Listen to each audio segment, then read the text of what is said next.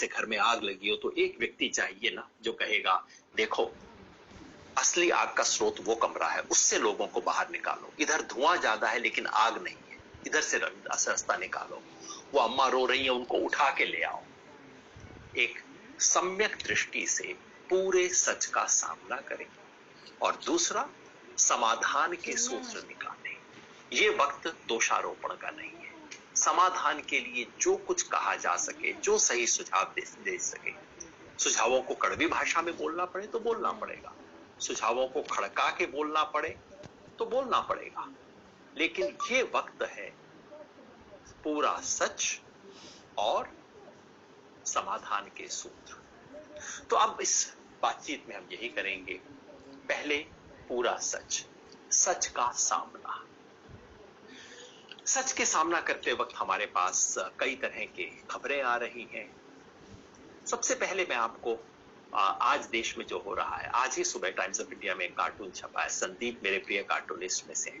ये कार्टून कई मायनों में आपको पूरे देश की स्थिति आज बता देता है। कार्टून दिखा रहा है कि दो गिद्ध बैठे हैं और गिद्ध एक लाश के ऊपर बैठे हैं और लाश पे कह रहे हैं आज रिकॉर्डेड डेथ तो केवल एक ही है, और वो भी तो देखिए नेचुरल कॉजेस से हुई है, स्वाभाविक तरीके से, बस आज केवल एक ही मृत्यु हुई है, मगर इसका संस्कार क्यों नहीं हो रहा, दूसरा गिद्ध पूछता है।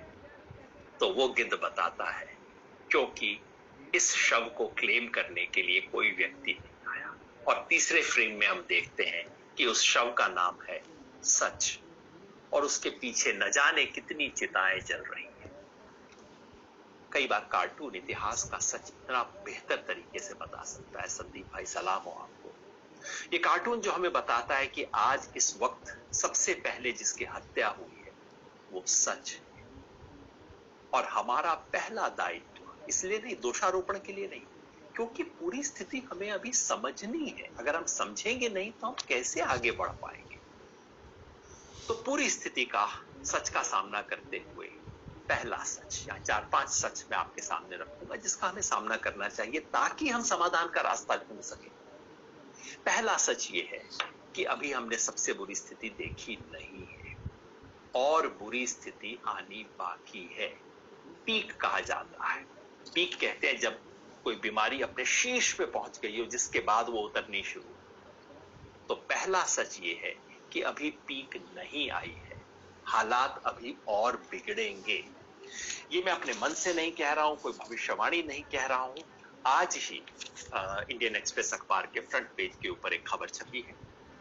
खबर अखबार की नहीं है, खबर सिर्फ दिखाती है कि देश में कल प्रधानमंत्री के सामने एक प्रेजेंटेशन किया गया। प्रधानमंत्री के अपने सलाहकार थे, नीति आयोग के प्रोफेसर पॉल हैं जिन्होंने प्रधानमंत्री के सामने प्रेजेंटेशन किया है कि अभी इस बीमारी में क्या होने की संभावना है। सरकार का अपना मूल्यांकन है जो सरकारी कमेटी की रिपोर्ट में रखा गया है।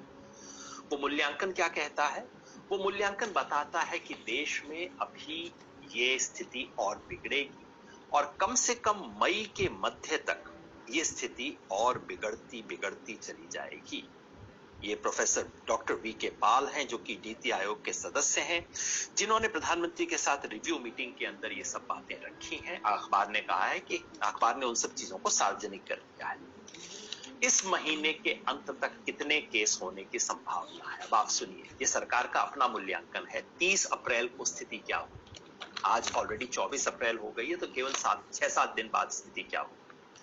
ये रिपोर्ट कहती है कि उत्तर प्रदेश में प्रतिदिन 1,20,000 केस हो जाएंगे।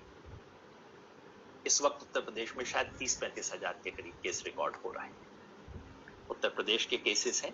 अभी उत्तर प्रदेश के ऊपर थोड़ा सा बाद में मैं आऊंगा, मगर ये रिपोर्ट कहती है कि उत्तर प्रदेश में 1,20,000 केस हो जाएंगे। महाराष्ट्र में अंदाजन 1 लाख केस प्रतिदिन आएंगे। दिल्ली में 67,000 केस प्रतिदिन आने की आशंका है। अभी 24,000 के करीब, 24-25 हजार चल रहे हैं, मगर ये रिपोर्ट सरकार का अपना मूल्यांकन कहता है कि अगले 5-7 दिन में 67,000 केस होने की गुंजाइश है। छत्तीसगढ़ में 61-62 हजार केस होने की गुंजाइश है।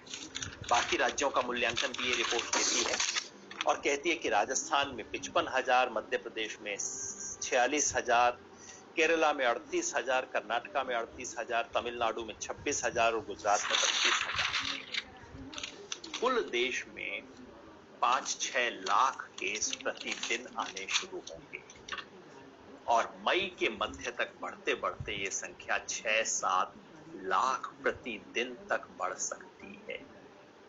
ये स्थिति है। तो पहला सच ये है कि अभी हम पीक पर, सबसे बुरी हालत में नहीं पहुंचे हैं। आने वाले दिनों में हालात और बिगड़ेंगे और हमें उसकी तैयारी करनी है। दूसरा सच ये है कि सरकार के आंकड़े हमें पूरा सच नहीं बता रहे हैं, क्योंकि टेस्ट ही नहीं हो रहा है। टेस्ट कम हो रहे हैं, इसलिए संख्या कम दिख रही है। डॉक्टर रिजू एम जॉन करके इसके आंकड़े दिखा रहे हैं। उनका ये एक छोटा सा ग्राफ है, आप देखिए पूरे देश के अंदर। वो बताते हैं कि देश में अभी हरी लाइन में है केसेस। इसको ध्यान से देखिए, जो हरी लाइन है इसमें लग रहा है कि प्रतिदिन केसेस कितने बढ़ रहे हैं, और ये लाल लाइन है टेस्ट की। इससे क्या पता लग रहा है कि केसेस तो बढ़ रहे हैं लेकिन टेस्ट की संख्या नहीं बढ़ रही है। अब टेस्ट की संख्या अगर नहीं बढ़ेगी तो जितने केसेस हैं उसको हम समझ ही नहीं पाएंगे। ज्यादातर केसेस अनडिटेक्टेड रहेंगे, जिनका टेस्ट कभी होगा ही नहीं, तो सरकारी आंकड़े में आएंगे ही नहीं। हमारे दोस्त आशुतोष गोरखपुर के जिस गांव में रह रहे हैं, 100-125 केसेस हो चुके हैं। टेस्ट कितने का हुआ मैंने पूछा, उन्होंने कहा 3-4 का टेस्ट हुआ होगा, सबका पॉजिटिव आ गया, बाकियों का तो टेस्ट ही नहीं हुआ। कौन उस गांव के अंदर टेस्ट करवाने जाएगा? उन्होंने कहा कि अगर गोरखपुर की लैब वाले को किसी को बोलते हैं तो कहता है 2,000 रुपए आने और जाने के लिए। टेस्ट नहीं हो रहे और इसलिए आंकड़ा हमें 5-7 लाख का दिखेगा अगले महीने के किसी समय तक, लेकिन वास्तव में इससे कई गुना ज्यादा केसेस होंगे, क्योंकि जैसा रिजू एम जॉन बताते हैं कि हमारे देश में इस वक्त 16-17 लाख टेस्ट प्रतिदिन हो रहे हैं और मैक्सिमम 20-25 लाख टेस्ट करने की हमारी क्षमता। इससे फालतू टेस्ट हम कर ही नहीं सकते। 20-25 लाख टेस्ट होंगे, उनमें से 5-6 लाख को पॉजिटिव डिक्लेयर कर दिया, पॉजिटिव निकलेंगे, डिक्लेयर नहीं किया जाएगा, टेस्ट में निकलेंगे पॉजिटिव। लेकिन ऐसे कोई 50 लाख 1 करोड़ लोग होंगे जो कि टेस्ट करवाना चाहते होंगे या जिन्हें टेस्ट की जरूरत होगी, लेकिन जो टेस्ट ही नहीं करवा पाएंगे। यानी कि ये जो 5-6 लाख का आंकड़ा है, ये आंकड़ा आपको सच नहीं बताएगा। इससे कहीं ज्यादा संख्या में लोग बीमार हैं। अगर आप इसकी जांच करना चाहें, आप खुद अपने आप देख लीजिए। आपका अपना निकट परिवार, आपके परिवार का जो एक बड़ा पट्टीदारी, एक रिश्तेदारी का सर्कल होता है, उसमें कितने लोगों को आप जानते हैं और उनमें से कितने लोगों को कोविड या तो पॉजिटिव हुआ है या जो बीमार चल रहे हैं, जिन्होंने अपना अभी तक परीक्षण नहीं करवाया है। अगर वो संख्या 100 में से 2-3 से भी अधिक है, इसका मतलब आप समझ लीजिए कि इस देश में कोविड की संख्या को भयंकर रूप से अंडर रिपोर्ट किया जा रहा है। इस समय देश में हम क्या कह रहे हैं, 3.5 लाख लोग। 3.5 लाख लोग हमारे देश की आबादी का 1% भी नहीं है, 0.2% है केवल। माफ कीजिए, 0.2% भी नहीं, 0.02%। यानी कि सरकारी आंकड़ों के हिसाब से देखें तो 10,000 में से केवल 2 लोगों को इस वक्त कोविड है। अब आप देख लीजिए, अगर आपको 100 में से 2 मिलते हैं तो इसका मतलब है कि सरकारी आंकड़े 100 गुना कम करके दिखा रहे हैं आपको सच। और अगर आपको 100 में से 20 मिल जाते हैं तो भगवान मालिक है। तो दूसरा सच, स्थिति जितना आंकड़ों में दिख रही है उससे कहीं ज्यादा बदतर है। ये बात उस पर भी लागू होती है और ये बात मौत के आंकड़ों पे भी लागू होती है। सरकार कहती है मौत के आंकड़े कोई इस वक्त देश के अंदर 2000 के पार गए। जहां जहां से खबर आ रही है, बड़े बड़े शहरों को छोड़ के, वहां से यही पता लग रहा है कि जो सरकार कह रही है उससे 10 गुना से ज्यादा मौत के आंकड़े हैं। यानी कि 2000 नहीं, हो सकता है 20,000 या उससे ज्यादा लोगों की मृत्यु होती है प्रतिदिन। आज ही अखबार में नोएडा का आंकड़ा छपा है। नोएडा में सरकार कहती है कि पिछले 15 दिन में 150 लोगों की मृत्यु हुई और जो आंकड़े वहां के तमाम उसके दिखाई देते हैं, तमाम जो शमशान घाट वगैरह है उनके आंकड़े देखें तो उसके हिसाब से 1200-1300 लोगों की मौत हो चुकी है। कानपुर सरकारी आंकड़े और शमशान घाट के आंकड़ों में 10 गुना नहीं, कई बार तो 20-30 गुना का फर्क है। उत्तर प्रदेश के कई जगहों पे 100-100 गुना का फर्क है, सरकार जो कह रही है और वास्तव में शमशान घाट में कब्रिस्तान में जो हो रहा है उसके हिसाब से। तो दूसरा ये सच है। तीसरा सच कि हो सकता है इस सारे संकट का केंद्र न तो दिल्ली है न महाराष्ट्र है, इसका केंद्र संभवतः उत्तर प्रदेश है। अभी मैं संभवतः कह रहा हूं क्योंकि हमारे पास पुख्ता आंकड़े नहीं और क्योंकि पुख्ता आंकड़े कभी आएंगे नहीं, लेकिन ये संभव है। ध्यान इस वक्त महाराष्ट्र में है क्योंकि मुंबई है, पुणे है, बड़े शहर हैं, बड़ा मीडिया केंद्र है, आंकड़े आ रहे हैं। ध्यान दिल्ली पे है क्योंकि सारा नेशनल मीडिया यहां है, सरकार यहां है, लेकिन संभव है कि सबसे बुरी स्थिति, दिल्ली से भी ज्यादा बुरी स्थिति इस वक्त उत्तर प्रदेश में है। उत्तर प्रदेश से जितनी भी रपट आ रही है, हमारे साथी स्वराज इंडिया के साथी मिलकर इसके बारे में एक रिपोर्ट तैयार कर रहे हैं पिछले 3-4 दिन से, और जो खबरें उन तक आ रही हैं भयावह खबरें हैं। उत्तर प्रदेश पे उतना ध्यान नहीं जा रहा। कुछ 1-2 पत्रकार हैं, ब्रजेश भाई जैसे, जो बड़ी हिम्मत के साथ सच को बोल रहे हैं। खबरें छुपाई जा रही हैं, दबाई जा रही हैं, लेकिन वास्तव में उत्तर प्रदेश का आप ग्राफिक देखिए, वही हमारे साथी रिजू एम जॉन ने बताया है कि उत्तर प्रदेश में क्या हो रहा है। कितना तेजी से केसेस बढ़ने शुरू हुए हैं उत्तर प्रदेश के अंदर। टेस्ट भी अब धीरे धीरे टेस्ट होने कम हो गए हैं और केसेस बढ़ते जा रहे हैं। उत्तर प्रदेश में फिलहाल 30,000 के करीब है। ये 2-3 दिन पहले का आंकड़ा है, लेकिन जैसा सरकार खुद कह रही है ये आंकड़ा 1 लाख के पार हो जाएगा, और जो सामान्य अनुमान लग रहे हैं उसके हिसाब से वो आंकड़ा हो सकता है कुछ लाख में ऑलरेडी पहुंच चुका है। उत्तर प्रदेश के हर शहर से जो हेल्थ सर्विसेज की स्थिति आ रही है, मौत के जो आंकड़े आ रहे हैं, वो हृदय विदारक है। तो तीसरा सच ये कि हो सकता है कि सबसे बुरी अवस्था वहां नहीं है जहां हम देख रहे हैं। मैंने उत्तर प्रदेश का नाम लिया चूंकि वहां से आ रही है। पड़ोस में मध्य प्रदेश में, पड़ोस में बिहार से भी खबरें बहुत खतरनाक आ रही हैं, और इस वेव में अब पहली बार गांव और छोटे कस्बों में भयंकर रूप से बीमारी चल रही है। पिछली बार हम बच गए थे, पता नहीं कैसे बच गए, लेकिन गांव देहात में इतनी फैली नहीं, इसलिए गांव देहात में सब में ये हो गया, नहीं हम पे असर नहीं पड़ता, हम तो मेहनत वाले लोग हैं, खेती करते हैं, हमें क्या फर्क पड़ेगा। इस बार ऐसा नहीं हो रहा है। इस बार गांव में बीमारी फैल रही है, बहुत तेजी से फैल रही है, और ये जो देश का सबसे गरीब इलाका है, जहां स्वास्थ्य सेवाएं सबसे कमजोर हैं, वहां ये सबसे ज्यादा तेजी से फैल रही है। चौथा सच ये है कि हम इसके लिए तैयार नहीं है, हमारी स्वास्थ्य सेवाएं इसके लिए तैयार नहीं है।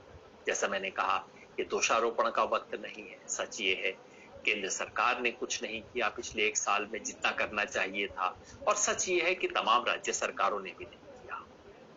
केंद्र सरकार को दोष दिया जा रहा है, केंद्र सरकार से सवाल पूछे जा रहे हैं, पूछे जाने चाहिए।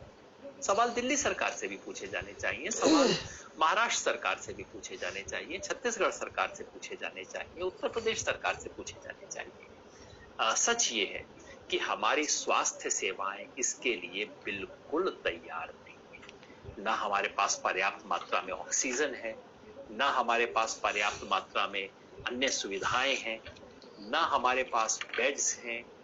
इस पीक का सामना करने की तैयारी कहीं नहीं है।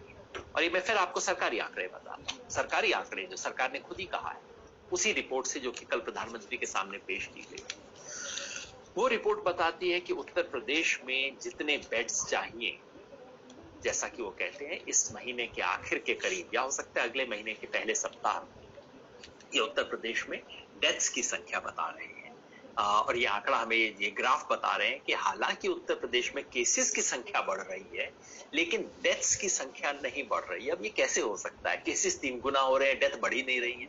यानी कि डेथ को अंडरस्टेट किया जा रहा है, उसको छुपाया जा रहा है, और स्पष्ट रिपोर्ट आ रही है अलग अलग जगहों से, जहां शमशान घाट में लोग कह रहे हैं बस कारण बीमारी, कारण अस्वस्थता, ये बताया जा रहा है। तो डेथ्स को छुपाया जा रहा है। और कितनी कमी है, मैं आज के अखबार की रिपोर्ट आपको बता रहा हूं उत्तर प्रदेश में जब 1,20,000 केस हो जाएंगे, तब उन 1,20,000 केसेस को ट्रीट करने के लिए जितने बेड्स चाहिए, हर कोई जाएगा नहीं, 5 में से 4 लोगों को अस्पताल जाने की कोई जरूरत नहीं है, लेकिन जितने लोग जाएंगे उन्हें जितना अस्पताल में बेड चाहिए, क्या उतने बेड हैं? सरकार की अपनी रिपोर्ट कहती है कि नहीं, 16,752 बेड की कमी हो। 16,752 मरीज ऐसे होंगे आज से एक सप्ताह बाद, 10 दिन बाद, जिन्हें ऑक्सीजन वाले बेड्स, आइसोलेशन बेड्स की ऑक्सीजन के साथ आवश्यकता होगी और जिन्हें बताया जाएगा कोई बेड कहीं उपलब्ध नहीं है। ये सरकार अपनी आप कह रही, सरकार के अपने अनुमान है। 3,000 लोग होंगे जिनको आईसीयू की आवश्यकता होगी, जिन्हें नहीं मिलेगा, और 1,500 लोग होंगे जिनको वेंटिलेटर की आवश्यकता होगी, जिनको वेंटिलेटर नहीं मिलेगा। ये डेफिसिट के आंकड़े बता रहा हूं, जिनको मिल जाएगा वो तो अलग है। तो ये मैं नहीं बता रहा कि कितनों की आवश्यकता होगी, मैं बता रहा हूं डेफिसिट कितना होगा, कमी कितनी होगी, जितनी रिक्वायरमेंट है उससे कटौती घटात क्या होगी। इसी तरह से महाराष्ट्र में, दिल्ली में भी कह रहे हैं 16,000 बेड की कमी हो सकती है। दिल्ली और उत्तर प्रदेश के आंकड़े फिलहाल सरकारी अनुमान में एक जैसे दिख रहे हैं, मतलब भयंकर कमी है इस वक्त देश में मेडिकल फैसिलिटीज की। केंद्र सरकार, राज्य सरकार दोनों इसे स्थापित करने में असमर्थ रहे हैं। तो एक तरफ अभी हम पीक से दूर हैं, पीक आने वाली है, दूसरी तरफ हमारी स्वास्थ्य सेवाएं फिलहाल अपनी क्षमता की पीक से ऊपर पहुंच चुकी हैं। बीमारी पीक पे पहुंची नहीं है, स्वास्थ्य सेवाएं पीक के पार हो चुकी हैं, अब इनके क्षमता बस में नहीं है। ये सब सच है जिसका हमें सामना करना पड़ेगा। जैसा मैंने कहा, दोषारोपण कभी बाद में होगा। फिर उसके बाद सवाल आता है कि देश में इस वक्त वैक्सीन की क्या स्थिति है। वैक्सीन के बारे में प्रधानमंत्री ने काफी अच्छी बातें कही, कहा कि वैक्सीन हमने इस देश के अंदर लागू कर दी है और वैक्सीन से हमारे पास सब समस्याओं का समाधान हो जाएगा। मगर सच्चाई क्या है? भारत में अब तक वैक्सीनेशन कितना हुआ है? भारत में अब तक 100 में से 9.4% लोगों को पूरे तरीके से वैक्सीनेट किया गया है। एक पत्रकार है मेनका जोशी, जिन्होंने इसका बहुत अच्छा विश्लेषण किया है। मैं चाहूंगा कि वो आप तक हम पहुंचा सकें। उनके विश्लेषण से मैं पढ़ के बता रहा हूं। भारत ने अब तक 100 में से 9.4% लोगों को एक भी डोज दी है अभी तक, और कितनों को दोनों डोज मिल चुकी है? केवल 1.3% को। दुनिया में क्या स्थिति है? चीन में 14% को, ब्राजील में 16% को, तुर्की में 25% को, अमेरिका में 64%। और हम अपना ढोल पीट रहे हैं, कह रहे हैं कि हमने इतनी वैक्सीन लगा दी जिसने दुनिया में कुछ नहीं है। हिंदुस्तानियों की आदत है, अपनी जनसंख्या के आधार पे हम इस तरह के उटपटांग दावे हमेशा करते रहते हैं। हम दुनिया का सबसे बड़ा लोकतंत्र हैं क्योंकि हमारे यहाँ जनसंख्या ज्यादा है। भाई चीन में नहीं है इसलिए हम अपना ढोल पीट रहे हैं। अगर जनसंख्या के हिसाब से हम ज्यादा हैं तो अब बीमारियों के हिसाब से भी हम सबसे ज्यादा होंगे। तो भारत के संदर्भ में कोई भी दावा करे उसे प्रतिशत में देखें, संख्या में मत देखें। संख्या में हमारी चीज में ज्यादा होंगे। दुनिया के सबसे लंपट लोग भी चीन और भारत में ज्यादा होंगे, सबसे ठग भी चीन और भारत में ज्यादा होंगे, सबसे संत भी चीन और भारत में ज्यादा होंगे, क्योंकि हमारी जनसंख्या ज्यादा है। सबसे वैक्सीनेशन हमने कर दिया 13 करोड़ का, कितने प्रतिशत का किया है ये महत्वपूर्ण है। तो 9.4%, इसके अंदर हम फिलहाल बहुत पीछे, बहुत दूर हैं। दूसरा, सरकार ने जो नीति बनाई है, खैर मैं उसके बारे में समाधान की तरफ आऊंगा तब बताऊंगा। तो ये सच है कि वैक्सीनेशन के अंदर हम बहुत कमजोर फिलहाल रहे हैं, और अगर हम ये सोच रहे हैं कि वैक्सीनेशन के दम पे हम इस समस्या को सुलझा लेंगे तो ऐसा होने वाला नहीं है। ये होने वाला नहीं है क्योंकि स्थिति इसकी फिलहाल बहुत खराब है। तो 5 सच, अभी पीक नहीं आई है। मैं चाहता हूं वो पांचों सच हम आराम से दिखा दें। अभी पीक नहीं आई है, हालात और बिगड़े हैं, टेस्ट कम हो रहे हैं, इसलिए संख्या कम दिख रही है। इस महात्रासदी का केंद्र वहां नहीं है जहां हम देख रहे हैं। हो सकता है इससे बाहर हो, उत्तर प्रदेश, बिहार, मध्य प्रदेश, और वहां इसका कोई रास्ता नहीं। पीक का सामना करने की तैयारी देश में कहीं नहीं है, और अगर दिल्ली और मुंबई में नहीं है तो आप बताइए गोरखपुर, बरेली में कहां से होगी? और आखिरी सच कि वैक्सीन बहुत धीमे और ढीले तरीके से लग रही है। जिस गति से हम वैक्सीन लगा रहे हैं, 1 साल तक कुछ नहीं होगा। देश का बचाव वैक्सीन से तो नहीं हो रहा है। फिलहाल तो हमें इस आग को बुझाने के लिए कुछ और करना पड़ेगा। ये जो हम कुआं खोद रहे हैं, कुआं खोदते खोदते तो टाइम लगेगा। इस वक्त तो कुआं खोदने की स्पीड से वैक्सीन लग रही है।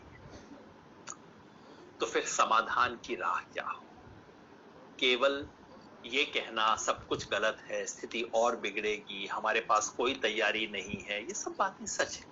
इन सब बातों को आंख खोल के देखने की जरूरत है और इस भयानक त्रासदी से इस देश को बहुत बड़ा नुकसान होने वाला है। और इसका कोई रातों रात ओवरनाइट ऐसा सूत्र नहीं है कि एक झटके के अंदर सुलझ जाएगी। जो आपको इस तरह के फॉर्मूले बताता हो एक झटके वाला, वो आपको ठगने की कोशिश कर रहा है। इस वक्त देश में लोकतांत्रिक रूप से चुनी हुई सरकार है और हम सबका दायित्व है कि सरकार की, समाज की, सबकी मदद करें कि फिलहाल इस आग को बुझाएं। क्या क्या किया जा सकता है? 4 सूत्र सरकार के लिए। पहला सूत्र, हाथ जोड़ के सरकार से एक अनुरोध है कि पूरा सच देश के सामने रखें, आंकड़े देश के सामने रखें।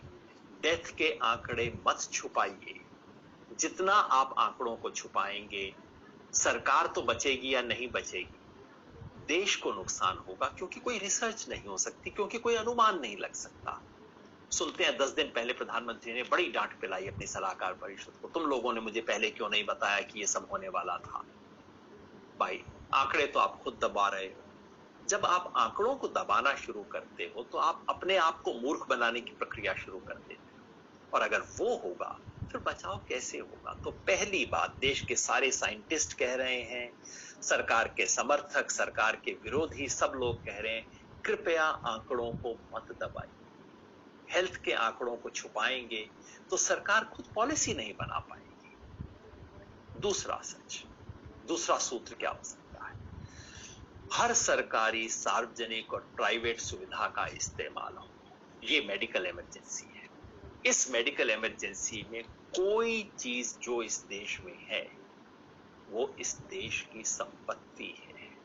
ये बात एक वक्त मैंने कही थी पिछली बार, लोगों ने पता नहीं क्या क्या इसके अर्थ निकाल लिए थे कि ये तो स्टालिनवादी हैं, ये तो देश का नेशनलाइजेशन करवाना चाहते हैं। भाई, सिर्फ एक बात कह रहे हैं, जब मेडिकल इमरजेंसी होती है उस वक्त अगर सरकार की संपत्ति है, सरकार का अस्पताल है, तो वो देश का है। सरकार का स्कूल है, रेलवे है, एयरफोर्स है, जो है वो इस काम के लिए, देश के काम के लिए, सार्वजनिक क्षेत्र का कोई पब्लिक सेक्टर अंडरटेकिंग है, उसको कहना चाहिए कि अब आप देश के लिए काम कीजिए, बाकी सब चीजें भूल जाइए। और अगर कहीं कोई प्राइवेट फैसिलिटी है जिसका इस्तेमाल देश के लिए किया जा सकता है, ये वो समय है जब सरकार को अधिकार होना चाहिए ये कहने का कि इस फैक्ट्री के प्रांगण को अगले 10 दिन तक, अगले 50 दिन तक, अगले 100 दिन तक देश के लिए इस्तेमाल किया जाएगा। चाहे वो अडानी की संपत्ति हो, अंबानी की संपत्ति हो, मेरी संपत्ति हो, किसी की संपत्ति हो। इस मेडिकल क्राइसिस, इस इमरजेंसी में, ये बहुत बड़ी इमरजेंसी है, इस इमरजेंसी में आप ये नहीं कह सकते कि इस फैसिलिटी का इस्तेमाल मेरे मुनाफे के लिए किया जाएगा। ऐसी स्थिति में मुनाफाखोरी अपराध है और उस मुनाफाखोरी को रोकना चाहिए। तीसरा सूत्र, वैक्सीन फ्री मिलनी चाहिए। ये तो बिल्कुल अश्लीलता है कि इस वक्त वैक्सीन के दाम लगाए जा रहे हैं। इस वक्त वो आंकड़ा मैं आपके सामने रखा नहीं, 2-3 दिन पहले मैंने ट्वीट किया था इसको, कि पुणे में वैक्सीन बनती है, वो वैक्सीन, पुणे में बनने वाली वैक्सीन विदेश में 150 रुपए में मिलती है, 200 रुपए में मिलती है, और भारत में वो वैक्सीन 600 रुपए में मिलती है। पुणे में 600 रुपए में मिलेगी वो वैक्सीन। पुणे में बनने वाली वैक्सीन लंदन में 150 रुपए में मिलेगी और पुणे में 600 रुपए में मिलेगी। और वैक्सीन का दाम कैसे हो सकता है? इतने बड़े क्राइसिस में जब आप समझते हैं कि देश को बचाने के लिए वैक्सीन की जरूरत है, तो फिर उस वैक्सीन का दाम कैसे हो सकता है? उतना खर्चा है। केंद्र सरकार अगर अपने हिस्से की वैक्सीन लगाए यानी कि 45 साल से ज्यादा उम्र के सभी लोगों को फ्री वैक्सीन केंद्र सरकार लगाए तो उसमें कुल 25-28 हजार करोड़ रुपए का खर्चा आएगा। ये 25-28 हजार करोड़ रुपए पता है किस चीज में खर्च होने वाले हैं? ये जो जनपद राजपथ पे एक नया महल बनने वाला है, सेंट्रल विस्ता प्रोजेक्ट जो बनने वाला है, उसमें 20-25 हजार करोड़ रुपए खर्च होंगे। क्या हमें मांग नहीं करनी चाहिए प्रधानमंत्री से कि बंद कीजिए इन अश्लील महलों को, हमें ये महल नहीं चाहिए। इस वक्त देश के तमाम लोगों को फ्री वैक्सीन दीजिए, राज्यों के हिस्सों की पूरी वैक्सीन दी जाए तो उसका, और जो सरकार ने राज्यों के हिस्से डाल दिया कि 45 साल से कम और 18 साल से ऊपर के लोगों को वैक्सीन दी जाए, अगर वो फ्री दी जाए तो ऊपर से 60-70 हजार करोड़ रुपए का और खर्चा, यानी कि कुल मिला के 1 लाख करोड़ रुपए का खर्चा है। सरकार ने पिछले साल कहा था 21 लाख करोड़ का पैकेज दिया है, कहां गया वो पैकेज पता नहीं लगा। उसमें से 1 लाख करोड़ रुपए आप इसके लिए खर्च नहीं कर सकते? फ्री वैक्सीन मिले, हर भारतीय को मिले, ये हमारा अधिकार होना चाहिए, ये सरकार से मांग की जानी चाहिए। और चौथा, सरकारी इलाज हो, प्राइवेट मुनाफाखोरी पर पाबंदी हो। इस वक्त जिस तरह की कहानियां सुन रहे हैं, एक हॉस्पिटल बेड के लिए 5 लाख रुपए मांगे जा रहे हैं, एक ऑक्सीजन सिलेंडर के लिए 25,000 रुपए मांगे गए, वो जो दवाई दी जा रही है इस बीमारी के लिए, उस बीमारी का उस दवाई का एक एक कैप्सूल जिसकी 1800 रुपए सरकारी कीमत है, वो कोई 20,000 में बिक रहा है, 6 चीजें मिला के 1 लाख रुपए में बिक रही हैं, 3 लाख रुपए में किसी ने 6 कैप्सूल उसके दिए हैं। ये तो देश के विरुद्ध अपराध है, ये देशद्रोह है, ये गद्दारी है, इसको रोकना होगा और सरकार को इसके लिए सख्त कदम उठाने चाहिए और हर व्यक्ति को सरकार का समर्थन करना चाहिए ऐसे सख्त कदम उठाने। कुछ सूत्र सरकार के लिए है, लेकिन सिर्फ सरकार के किए नहीं होगा। और प्रधानमंत्री सही कहते हैं, जब इतना बड़ा क्राइसिस आता है तो ये सोचना कि केवल और केवल सरकार इसका समाधान कर देगी, वो तो नहीं होगा। सरकार के अलावा बाकी सबकी जिम्मेवारी बनती है, मीडिया की जिम्मेवारी बनती है कि पूरा सच देश के सामने रखे। और मुझे अफसोस से कहना पड़ रहा है कि अब भी मीडिया ये काम नहीं कर रहा। पहले के 2-3 महीने की तुलना में कुछ बेहतरी हुआ है। अब मैं अखबारों में कुछ हेडलाइन देख पा रहा हूं जो थोड़ा सा सच का बयान कर रहे हैं। कुछ बड़े हिंदी अंग्रेजी के अखबारों में अब, और 1-2 बड़ी टेलीविजन चैनल्स भी सच बता रही हैं, कुछ सच बता रही हैं, सरकार को चुभने वाला सच बता रही है। नियत सरकार को चुभने की नहीं है, मीडिया सही रिपोर्ट करे, ये देश को बचाने के लिए जरूरी है। प्रसिद्ध जो इसकी बारे में थ्योरी है, अमर्त्य सेन वगैरह की थ्योरी है, वो ये है कि लोकतंत्र और अधिनायकवादी डिक्टेटरशिप में यही फर्क होता है। लोकतंत्र में चूंकि मीडिया होता है और वो ऐसे कड़वे सच को सामने रखता है, इसलिए सरकार मजबूर होती है उसको एड्रेस करने के लिए। आलोचना हुई, प्रधानमंत्री को अपनी बंगाल की रैलियां रद्द करनी पड़ी ना, तो आलोचना से फर्क पड़ता है। आलोचना जरूरी है, पूरा सच को सामने रखना जरूरी है, क्योंकि इससे सरकार पे दबाव पड़ता है, सही दिशा में काम ले जाने पड़ते हैं। मीडिया ये कर सकता है, कई मीडिया के लोग बहुत अच्छा काम कर रहे हैं। कई पत्रकारों ने, मैं रवीश भाई को देखता हूँ, मेघनानी है हमारे साथी, तमाम तरह के पत्रकारों को मैं देख रहा हूँ कि उन्होंने अपने ट्विटर हैंडल और फेसबुक वगैरह को केवल लोगों की सहायता के लिए खोल दिया है, जो बहुत शानदार काम है। तो मीडिया का इस वक्त यही 2 काम है, पूरा सच देश के सामने रखे और लोगों की शिकायतों को सही जगह तक पहुंचाने का एक जरिया बने, मीडिया बने। उसके लिए सरकार और मीडिया के अलावा समाज का काम है, समाज को हर मजबूर की सहायता करनी है। जैसा हमने देखा, सच ये है कि पीक नहीं पहुंची है, 15-20 दिन बाद स्थिति और बुरी होगी और हमारा पूरा हेल्थ सिस्टम अब अक्षम, असमर्थ है उसका मुकाबला करने। असमर्थ क्यों है, क्या किया जा सकता था, ये फैसले तो बाद में होंगे। अब तो हर प्राइवेट स्कूल को अस्पताल बनना होगा, जहां जहां क्षमता है वो देना होगा, मदद करनी होगी। ऐसे में मैं देख रहा हूं कि कई संगठन मदद करने आए हैं, बहुत शानदार काम कर रहे हैं। छोटे छोटे क्लब, धार्मिक संगठन, जाति के संगठन, मैं तो जातीय संगठनों के पक्ष में नहीं हूं, लेकिन आज की तारीख में मैं देख रहा हूं कई जातीय संगठन भी जुट गए हैं इस कामों के अंदर। आज की स्थिति में जो व्यक्ति किसी की भी मदद करने की कोशिश कर रहा है, जो संगठन इसकी कोशिश कर रहा है, उन सबको सलाम। किसी से सहमति हो असहमति हो इसका कोई मतलब नहीं है। इस आग में जो पानी डाल रहा है वो बहुत बड़ा काम कर रहा है। हमारे स्वराज परिवार के स्वराज अभियान के साथी, यूथ फॉर स्वराज के साथी इस काम में जुटे हुए हैं, हेल्पलाइन चला रहे हैं, सूचनाएं एक से दूसरे तक पहुंचा रहे हैं। उसके अलावा कई और संगठन में, मैं नहीं कह रहा कि केवल हम चला रहे हैं, तमाम संगठन कर रहे हैं। यहाँ युवा केयर के नाम से संगठन हो रहा है, युवा हल्ला बोल के साथ ही बहुत अच्छा काम कर रहे हैं। तमाम कई ऐसे संगठन हैं, लेकिन आप ऐसा मत सोचिए कि जिन 2-4 का हम नाम ले रहे हैं केवल वही काम कर रहे हैं। हेमकुंड फाउंडेशन का हमने बताया, बहुत लोग बहुत शानदार काम कर रहे हैं। खालसा एड जिसने किसान आंदोलन में भी मदद किया था वो भी कर रहे हैं। इस वक्त जो सेवा कर सके वो देश की सेवा है, इससे बड़ा धर्म कोई नहीं।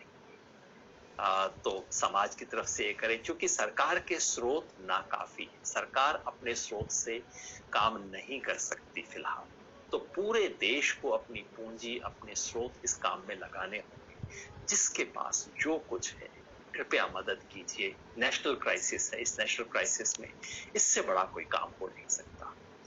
और आखिरी बात, हमारे लिए हम क्या कर सकते हैं, आप मैं हम क्या कर सकते हैं। एक काम जो हम कर सकते हैं वो ये कि स्वास्थ्य सेवाओं पे एडिशनल बोझ न डालें। कई बार हम घबरा जाते हैं, बुखार हुआ एकदम कहते हैं चलो हॉस्पिटल लेके चले। याद रखिए 5 में से 4 मरीजों को अस्पताल जाने की कोई जरूरत नहीं। जैसे मैंने बताया मेरा बेटा कोविड पॉजिटिव है, घर में है पिछले 8 दिन से। हम किसी अस्पताल नहीं गए क्योंकि आवश्यकता नहीं है। खामखा जाके एक बेड ऑक्यूपाई करेंगे तो क्या हालत, बुखार हुआ, खूब हुआ, बदन दर्द हुआ, सांस की भी कुछ दिक्कत आई, लेकिन वैसी नहीं है जिसके लिए अस्पताल की जरूरत है। अगर हम किसी तरह से अस्पताल का एक बेड ऑक्यूपाई कर लेते तो किसी 70 साल के बुजुर्ग को बेड ना मिलता जिसे उसकी जरूरत है। तो अस्पताल को यूज करने से पहले एक बार सोचें, क्या मुझे वाकई इसकी जरूरत है। ऑक्सीजन सिलेंडर की इमरजेंसी कॉल्स आई, बाद में 1-2 में मैंने चेक किया तो पता लगा अब वास्तव में उस तरह की इमरजेंसी नहीं थी, प्रिकॉशन के बतौर लेना चाहते थे। कृपया ऐसा ना करें। इस वक्त एक एक संपत्ति देश की संपत्ति है, उसका कम से कम इस्तेमाल करें हम, और खुद सावधानी बरतें।